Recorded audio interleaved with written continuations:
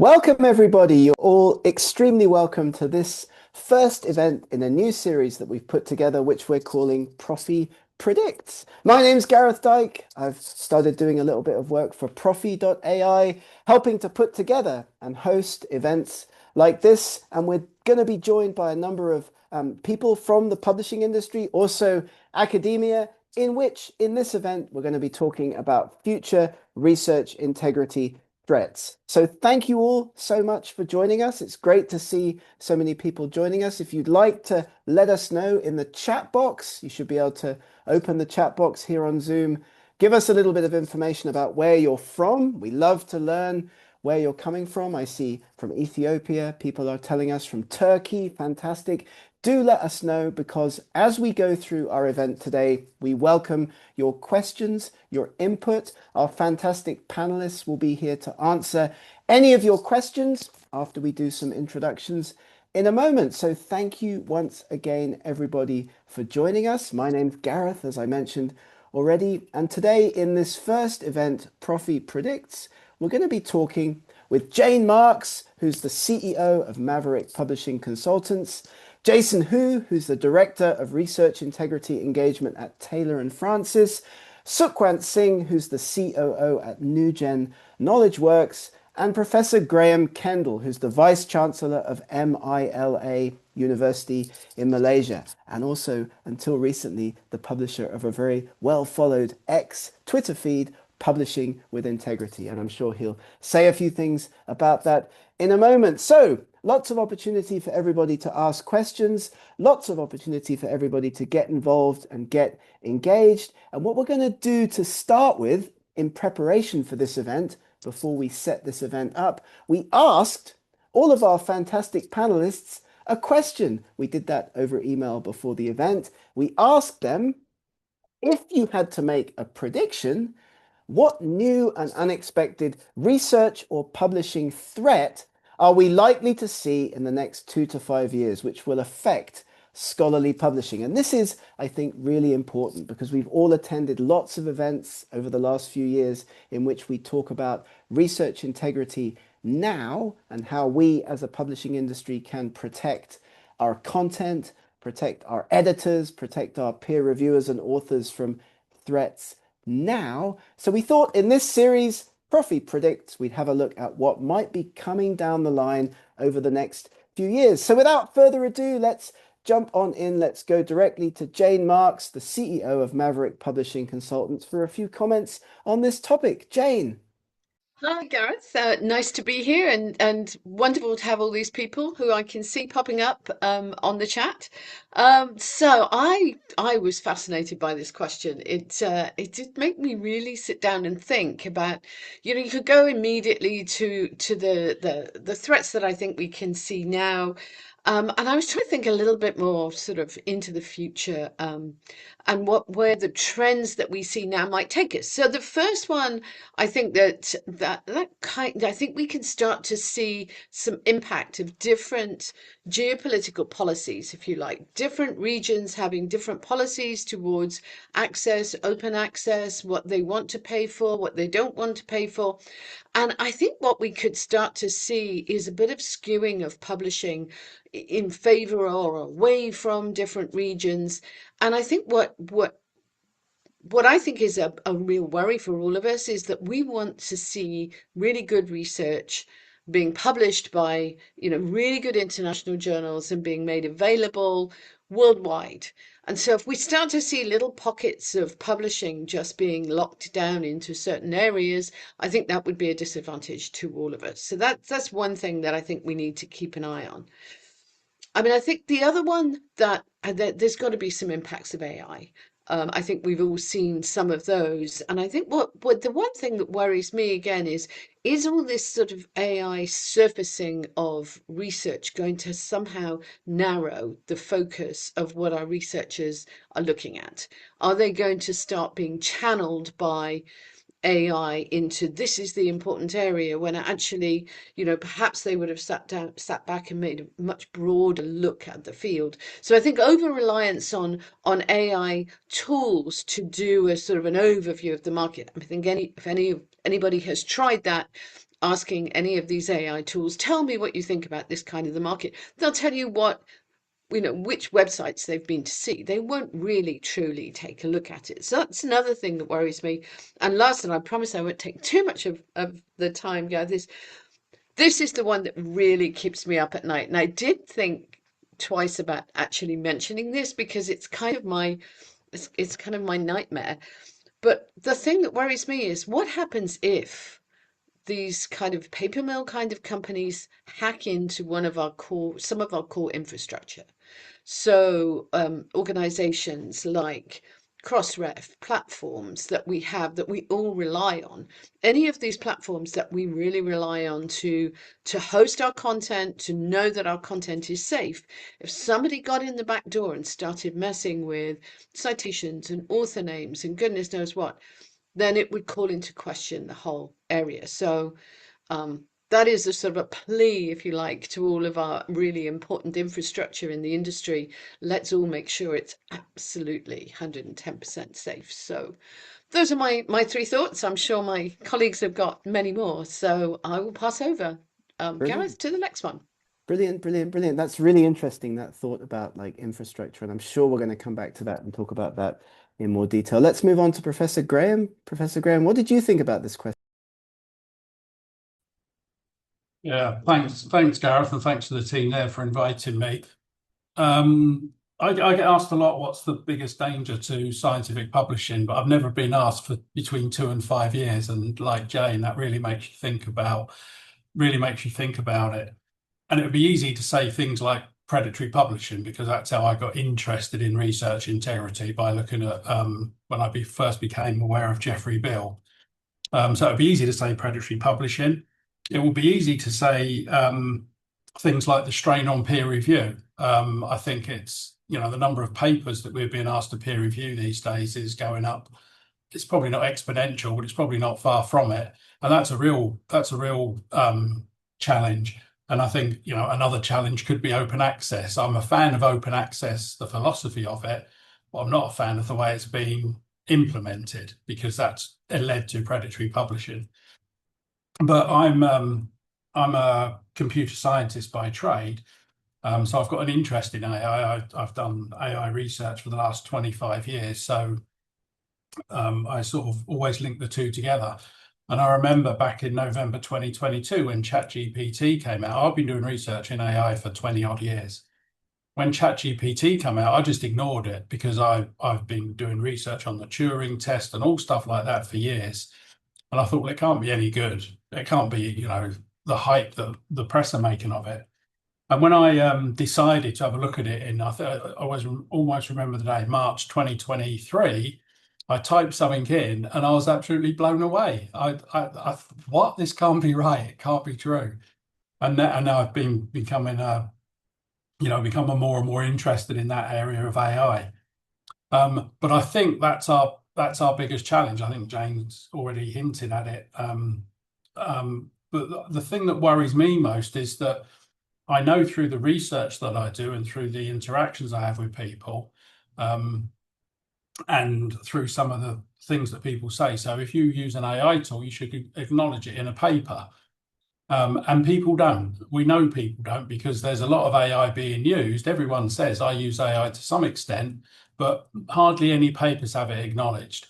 So people are using AI. And the biggest danger I can see over the next 2 to 5 years is that many, many papers are going to be generated by AI.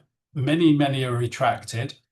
But there's many more that should be retracted. We're not catching up with them at the moment. It takes a long time to retract papers.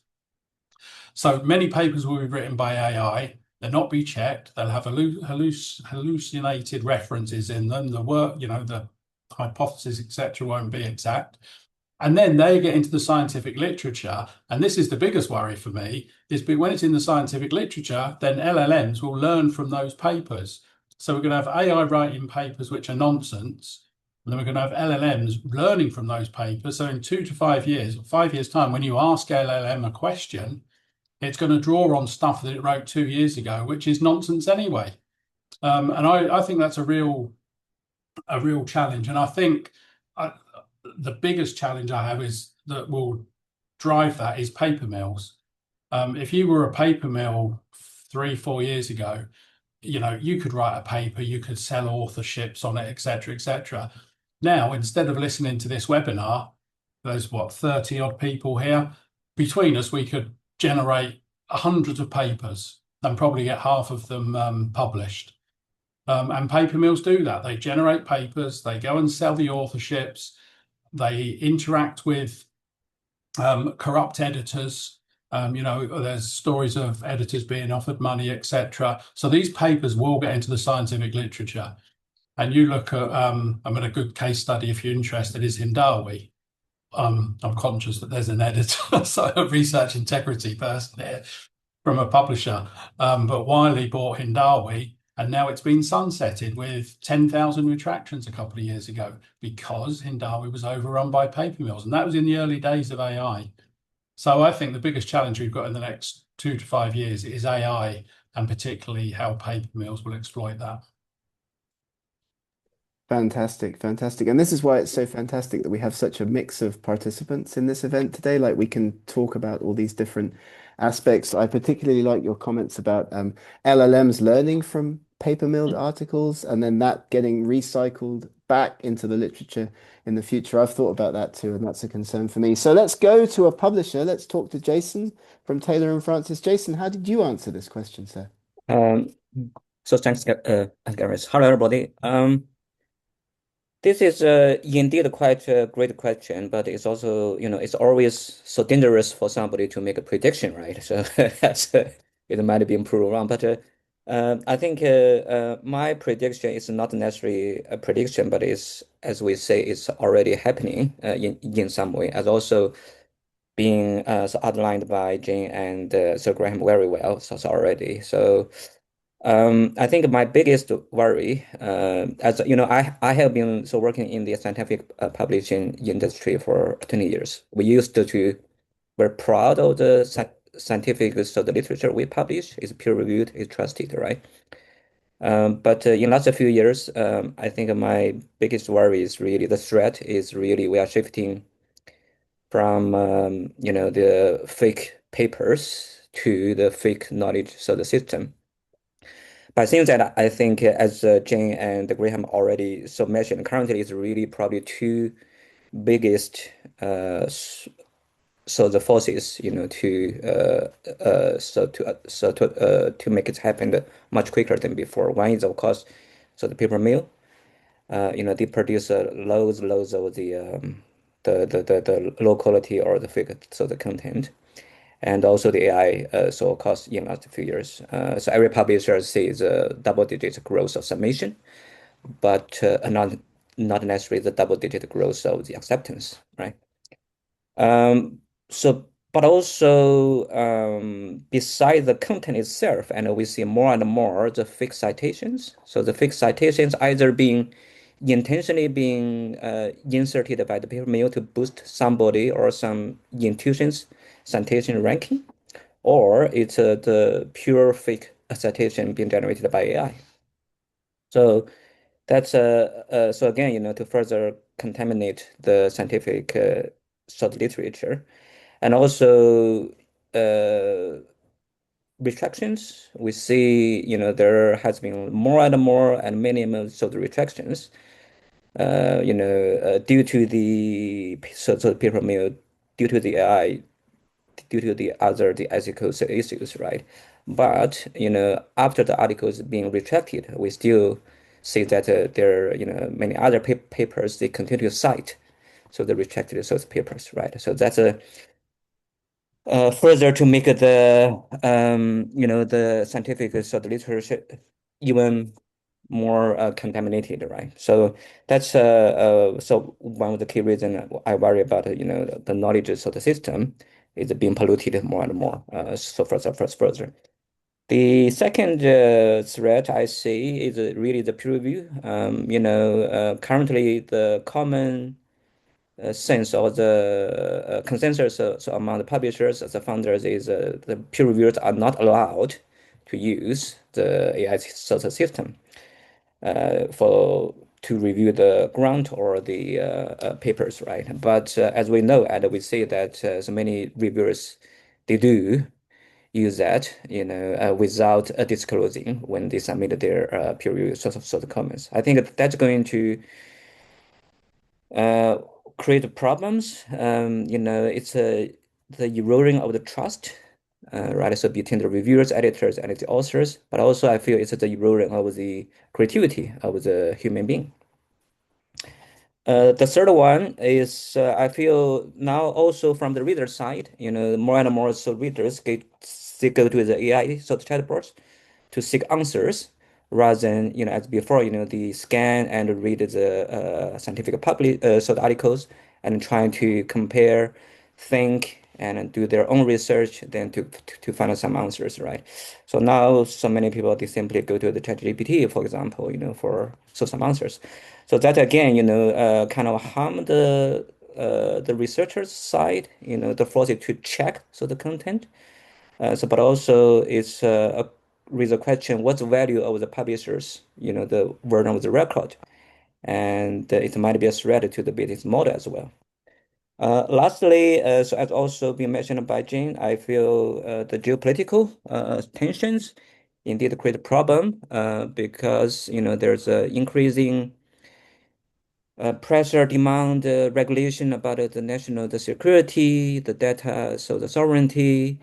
There's a decoupling with the research projects between countries, right? So that's again, where harm the collaboration among the researchers. But also decrease the level of the transparency, right? So that again, might be a threat to the scientific publication and the research, so the ecosystem. I will stop here and hand over to back to you, Gareth.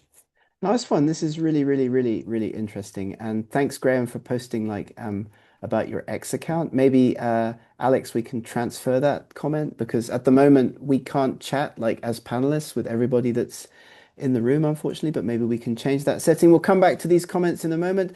Let's go lastly but not leastly to Sukhwant from NewGen. And this is from the industry supplier side of things, I would say, right? Sukhwant, am I correct in that comment?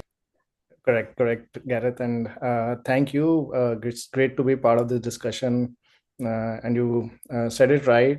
I'm from the part of the workflow that's almost rear end. We have worked over the years on the systems and workflows that help us improve the speed to the market for our publisher, and also at the same time ensure that the quality of the output or the research that's coming out in market is supreme, right? So of course, these threats that Jayne, Graham, and Jason talked about are real. But looking from automation systems and workflow point of view, I also wanted to kind of take a step back and ask how the system itself might need to evolve, right? Because even with single change, the cumulative effect of AI and scale of the volume of the research that's coming out in the market, it's also reshaping how trust needs to be built into the publishing workflow. And I'm specifically talking about the workflows because there are a lot of system based implications, because of you call it AI slop or the volume of research that's coming into the system. So when we talk about research integrity for over the next 3 to 5 years, I think there'll be no single threat or single biggest change. I think what we'll see is a structural shift in the way research integrity is being approached across the scholarly publishing workflow. I think our response to research integrity has largely been reactive. What happens right now is that a manuscript is submitted, peer review happens, and then we just get into a huddle and try to identify problem, whether there's a plagiarism, there's an image manipulation, there are authorship concerns, or if there's any specific problem. The system has kind of evolved around detecting the issue once the content has already entered into the workflow. So there's no process or a system that kind of stops a content which is manipulated or plagiarized uh, to enter into the system. So what now we need to do is change the entire way of looking at how we strengthen our systems. So of course AI tools are lowering the barriers to drafting, editing, even structuring the research. So you can just put a prompt in an AI tool and it'll give you a structured, cited, reference manuscripts. This is not a negative. I'll say this is a big enabler for all the publishers and authors. But it also means that we'll see a growing volume of research that is technically sound, but also lacks validation or methodology. I'll say context and robustness, right? So from my point of view, the biggest risk is credibility dilution. That's what I call it. Of course, Graham says that there are a lot of nonsense papers that will get into the scientific literature, but there may be many papers that are not fake science, that are not misconduct. But just because of this sheer volume, there's a credibility dilution, and it is because the sheer volume of work makes it harder for editors, reviewers, readers to assess the reliability and the robustness of the research. I think this is where we'll see the real shift happening. So the focus needs to move upstream. We need to shift our focus away from detecting bad actors, problematic manuscripts, from the part of the workflow where it is already published to a point where it is being submitted, or even before that. So we need to have mechanisms that strengthen the research earlier in the workflow, earlier in the life cycle. So what we do at our end is try to come up with better checks before submission, like pre-submission checks. Try to do some kind of structured author guidance, and also embed these new innovations in the workflow, so that overall we have a better manuscript entering into the system. I think the other important aspect is the collaboration that we'll see across the board, between among different stakeholders. So I think it's not a publisher specific problem that that research integrity issues need to be solved. I think what we need to improve is the trustworthiness across system, institutions, and also the platforms. I think what will happen is that over next 3 to 5 years, I mean that's the time frame we are talking about. I think the shift or the conversation will move away from policing and towards enabling a better kind of research outcome. So I think I'll wait for the day where we say how will we ask ourselves questions about how do we help ensure a more robust, stronger research enters the peer review system or the submission workflow of a publisher, rather than asking towards the end when the damage is already done on about how do we catch problems.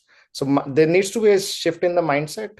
And in summary, I think there's no single disruptive threat. Of course, whatever our fellow panelists talked about, everything is real, but the outcome, or I'll say the positive outcome of this would be that there'll be a gradual evolution toward integrated, transparent, I think more upstream approaches where research quality integrity is being taken care of even before a manuscript enters the submission system. So yeah, so these are my thoughts.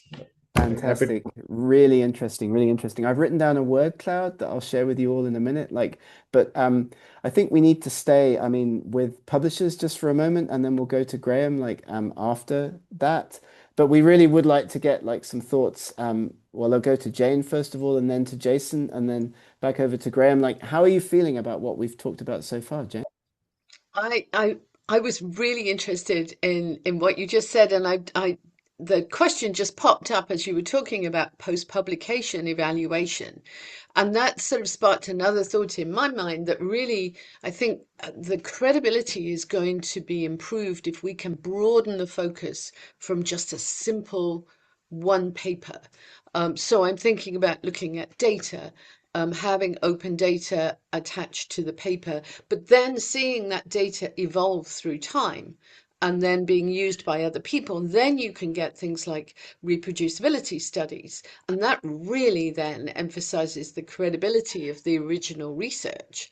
So you can start to see an ecosystem of research which is founded in the data and the reuse of the data and republication in different ways, but actually always showing the credibility of that original research and building on that. And I think that's a way to make it much more difficult to just publish some sort of one and done, not great piece of research that just gets sucked into the sort of I don't know, the search algorithms. But if you have something that's deeper and more comprehensive, I think then you'll start to build credibility. But it's going to need some infrastructure shifts, I think, and it's going to need some different thinking.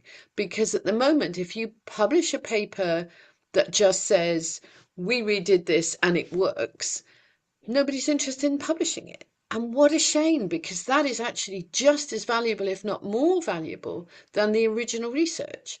So we need to have a different way of thinking about what is an important publication, and what is trusted science and how can we prove it. So there's my rather Yeah. philosophical thoughts for a Thursday. That's brilliant. And we've got some comments from our audience on this very topic. And if you're listening to this now and you'd like to give us questions and comments, please feel free to do so in the chat or on the LinkedIn. Make a comment on LinkedIn. If you're listening to this in the future, because the LinkedIn feed will be embedded in perpetuity, you can make comments there and we'll respond to them as well. Let's give Sukhwant a chance to respond to that. But let's go first to Jason for your thoughts, Jason, on what we've talked about so far. Yeah, that's great. Actually, I have two quick thoughts. One is, it's so great to hear that the different the perspective from the experts here, but also it's great to see that we are, seeing quite the similar problem from the different sort of angles, right? But as we all know, the root cause of many of these problems are really currently the evaluation and incentive so the system of the researcher sort of community, right? And as many the experts in many the other the conference publications argues again and again, it's time to change that, but we know it's very hard. But I feel, yeah, it's probably real the time we needed to really to think about that, really to change, like the researchers, we used to care about where they publish and how many they publish, how many papers, how much the journal's impact, so these things, right?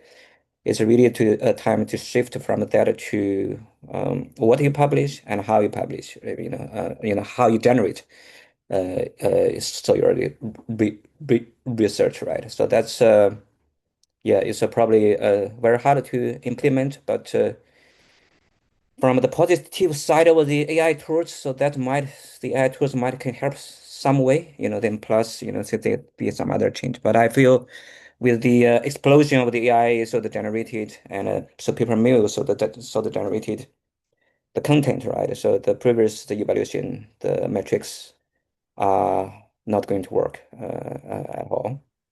Okay.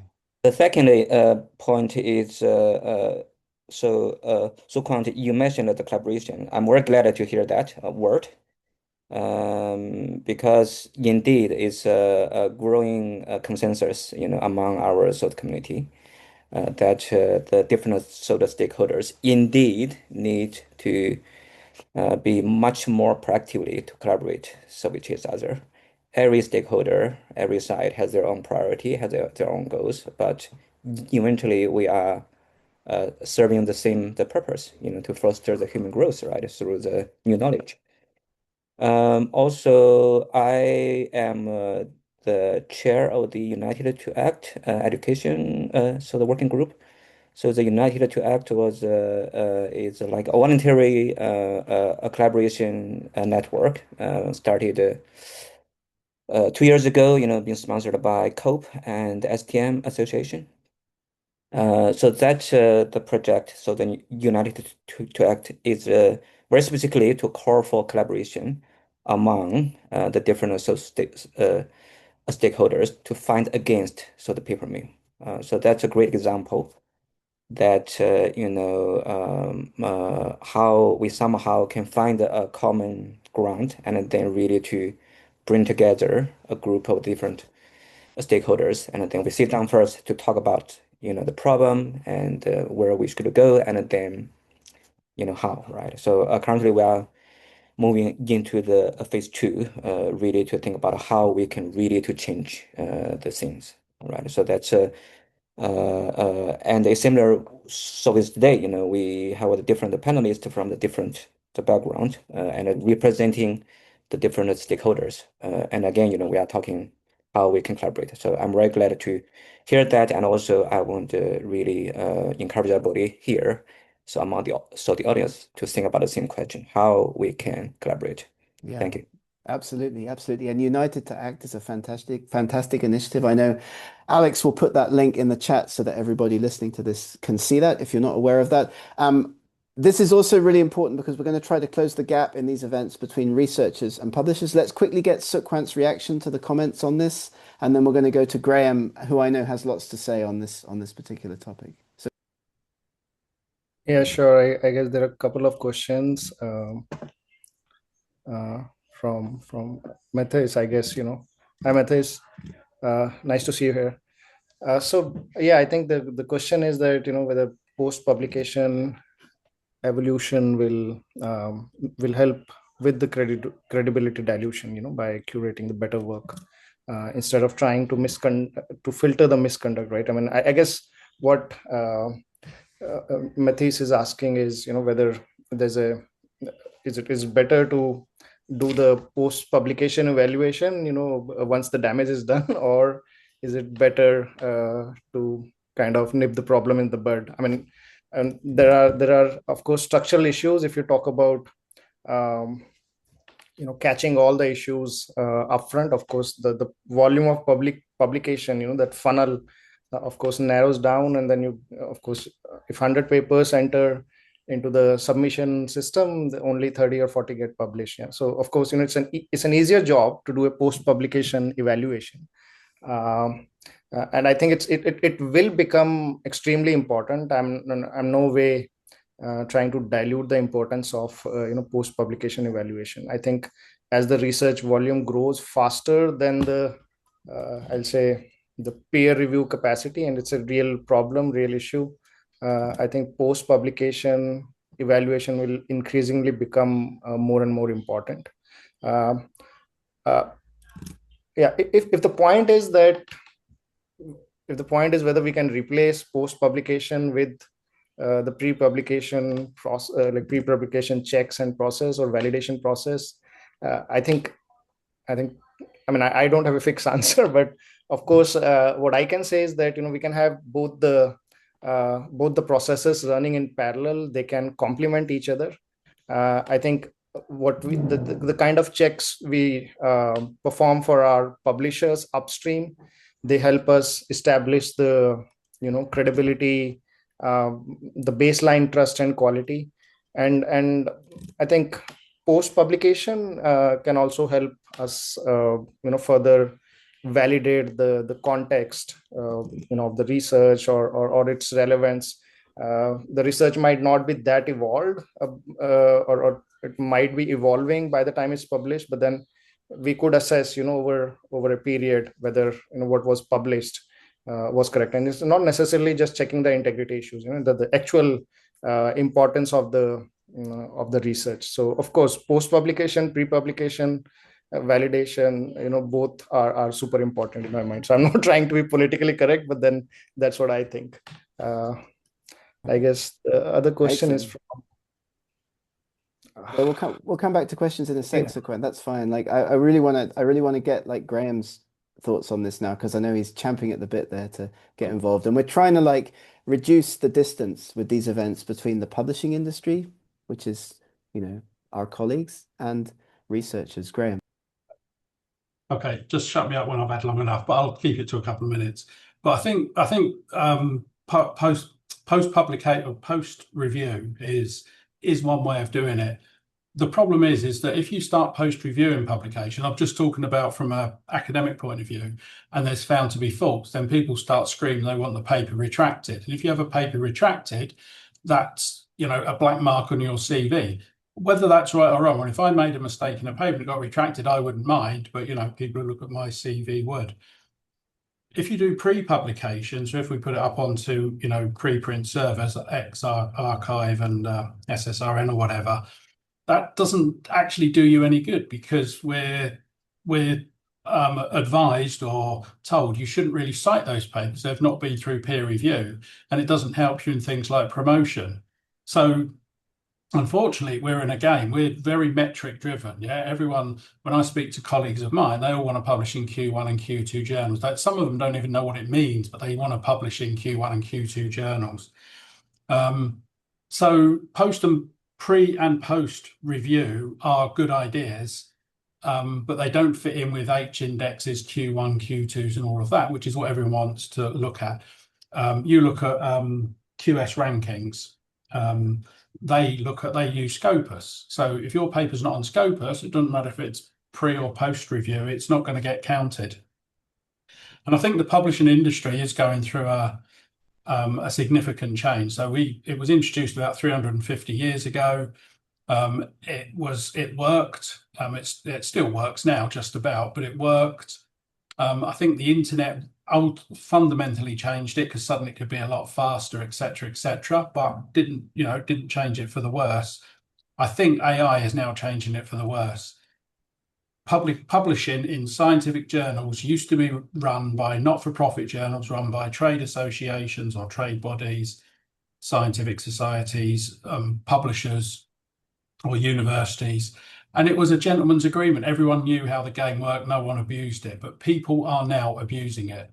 You know, paper mills are the obvious one, but there's lots of other examples.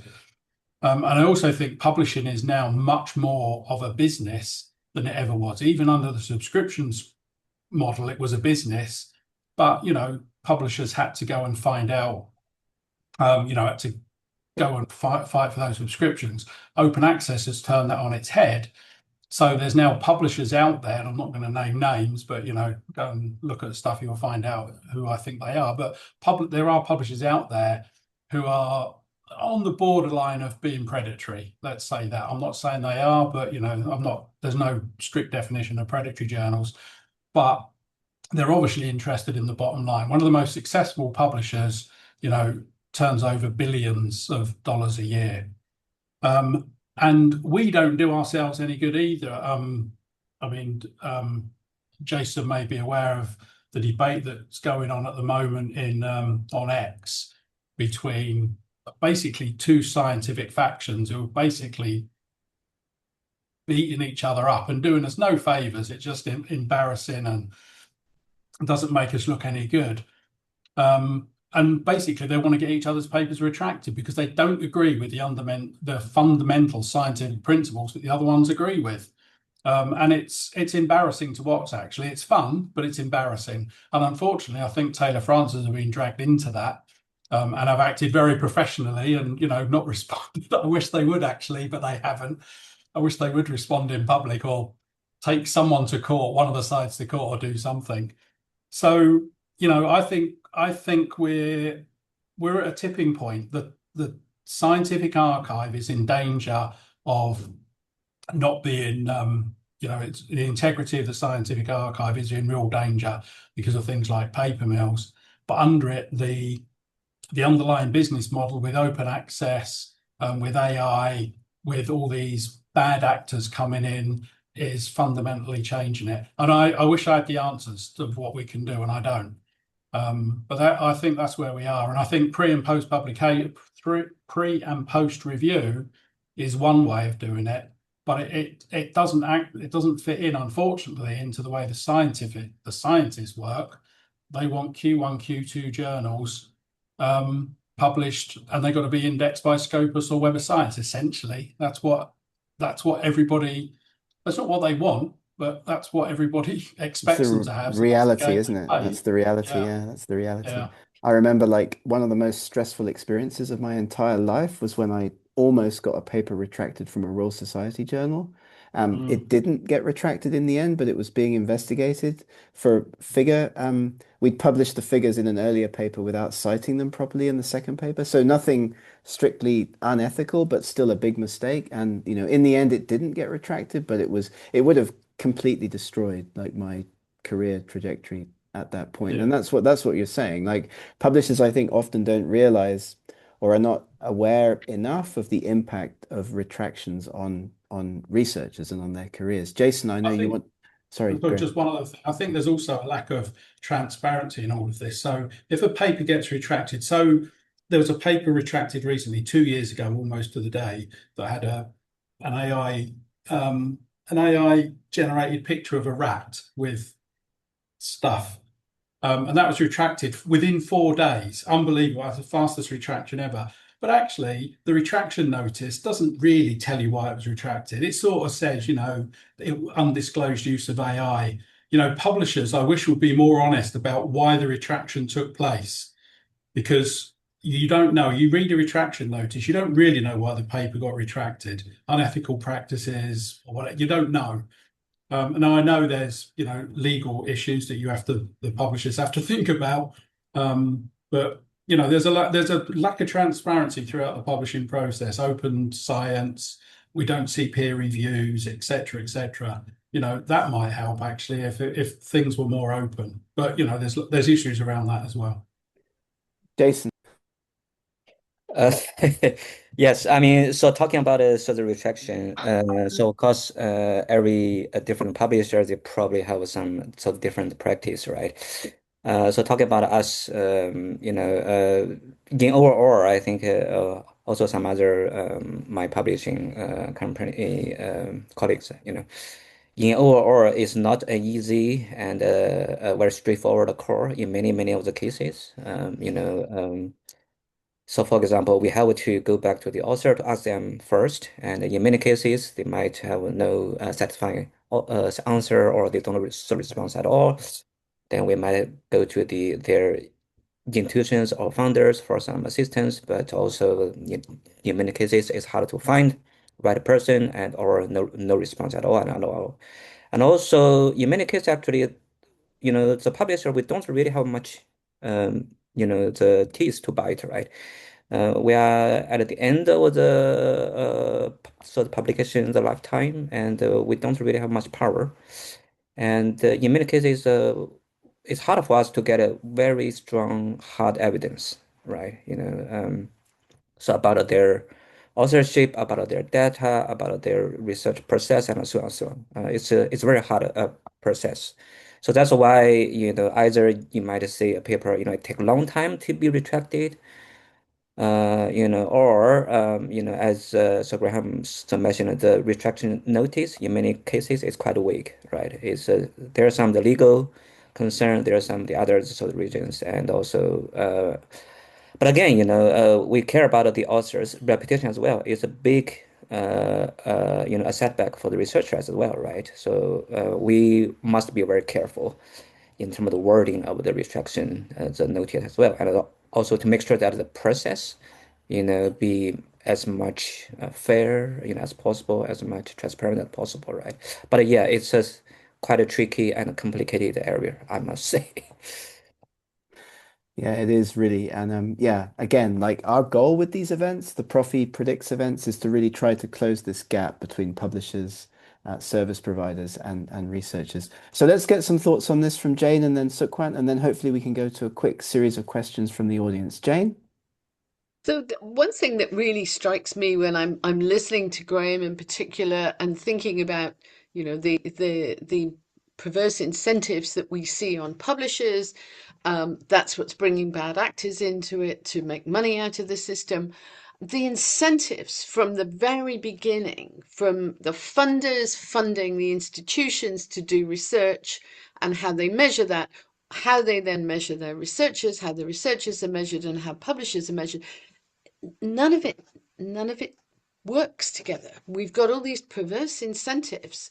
I did some research last year with interviewing research managers in institutions, and they had almost all universally been told that they could not use H factors, for example, to evaluate their research. And they said, so what are we supposed to use? So they don't use that, but they do use it because that's the only thing they've got. And yet, I'm sure funders would be horrified to think that, you know, we were all chasing impact factors still.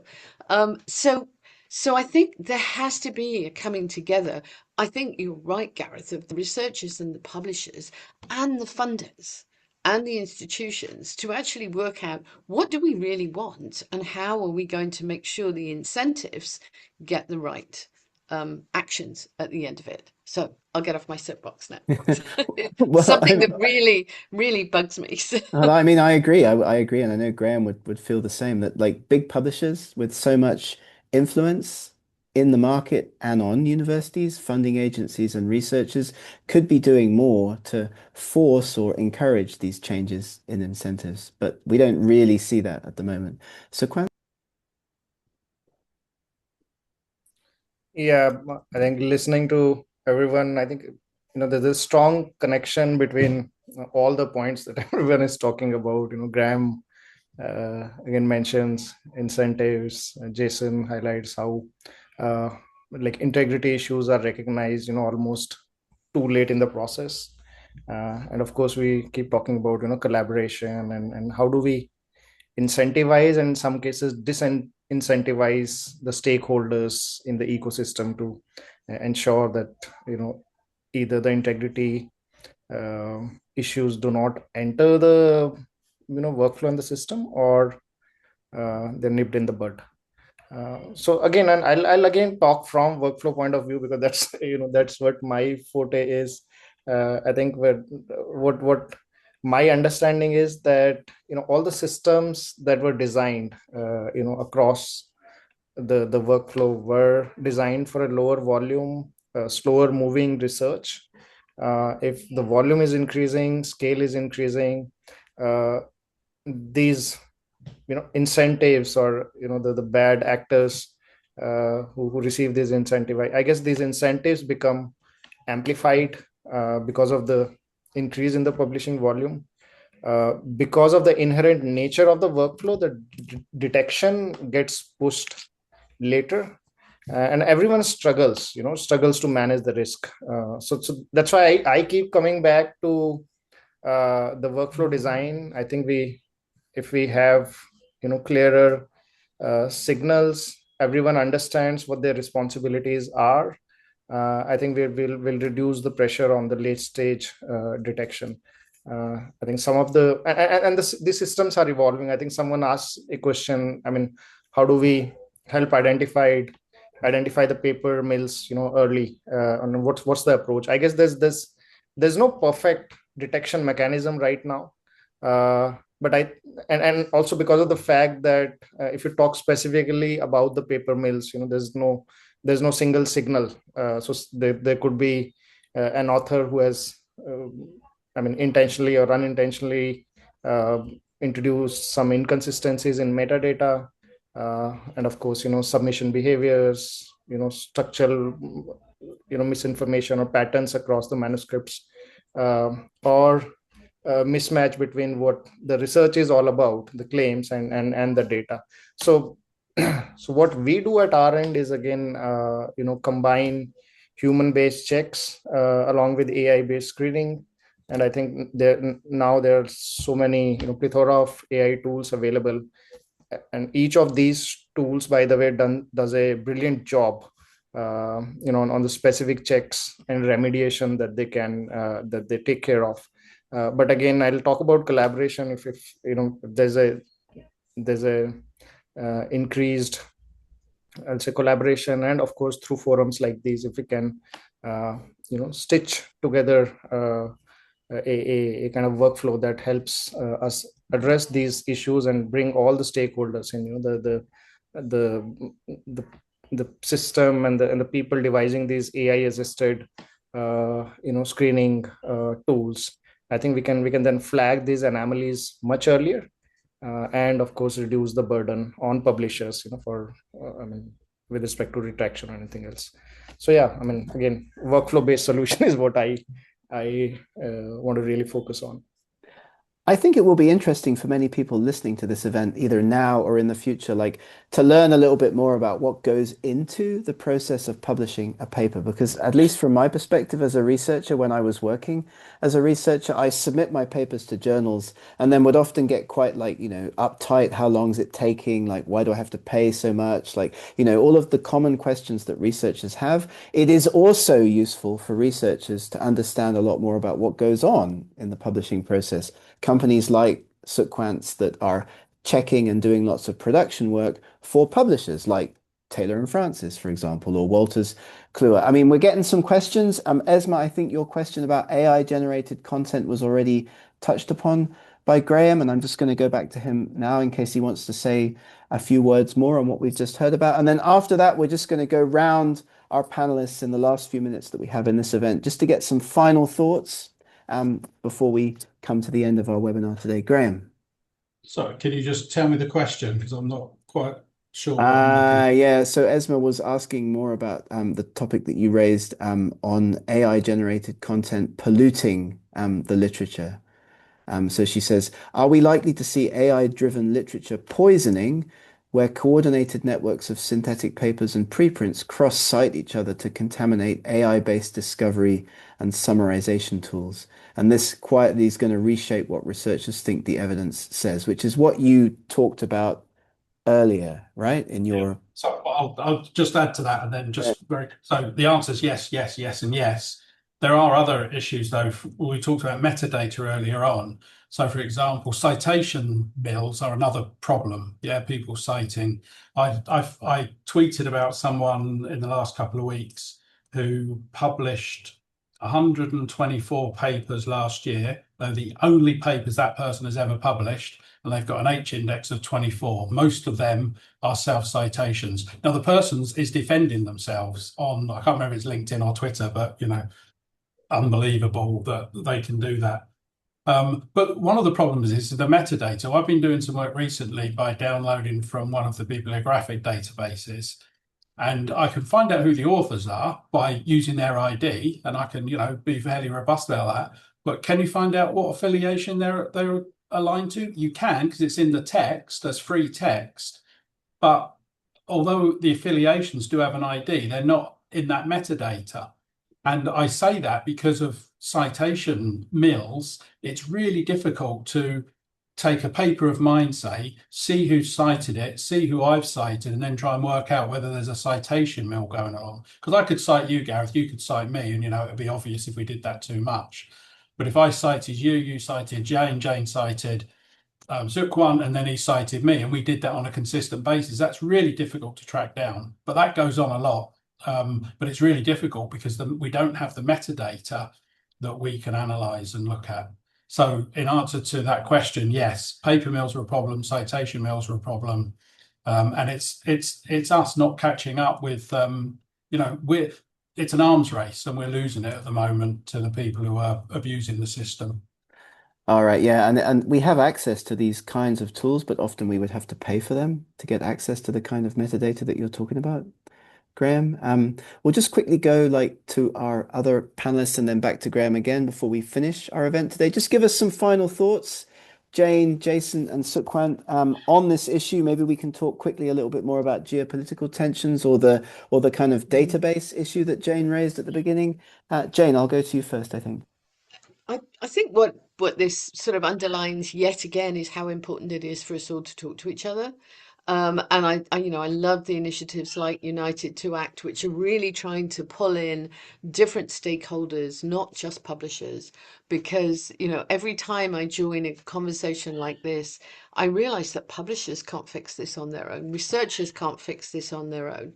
We have to work together. So that would be my last thought, that, and then we could start to discuss some of these perverse incentives that could be coming from different policies from different territories and that kind of thing. So more conversation, more listening. Absolutely. That's the point of these events. Thanks a lot, Jayne. Jason? Yes, I totally agree and second on Jayne's point. I think so today is really a good opportunity for us to talk. So among our service and panelists, but also with some of the audience here, there is so great questions. Talking about the geopolitical tensions nowadays is quite a devastating topic to talk nowadays, right? If you think about so what's happening now around the world, it's not something we can resolve, but back to the scientific research and publishing in the community and our mission, right? I feel regardless, how the government, they sort themselves, fight against with each other. But we, either as the researchers, the publishers, or the other the stakeholders work within the research. So the salt community, our aim are same. We serve the same purpose, right? Really to do the research and then to facilitate the dissemination of the trusted sort of knowledge, right? So that's our mission.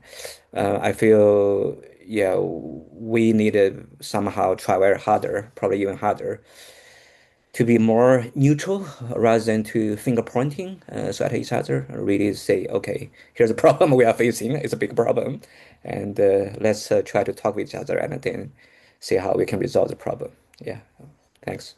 Yeah, communication is absolutely key, especially between publishers and researchers and companies like the service companies, Sukhwant, and other companies like his that sit in the middle. Sukhwant, some final thoughts for us? Yeah, thanks. I think listening to everyone, I think what stands out is that all the challenges that we discussed, Graham mentioned about citation mill now. Interesting thing, need to read more about it. And of course, geopolitical issues and pressures. So all these are, of course, real issues. I think the kind of different expressions of same underlying tension between, the scale in this of the at which scholarly publishing is growing, and of course the trust. So production will keep accelerating. I think content production, research content, it'll keep following the Moore's law, as they say. So the issue is that incentive will become more complex.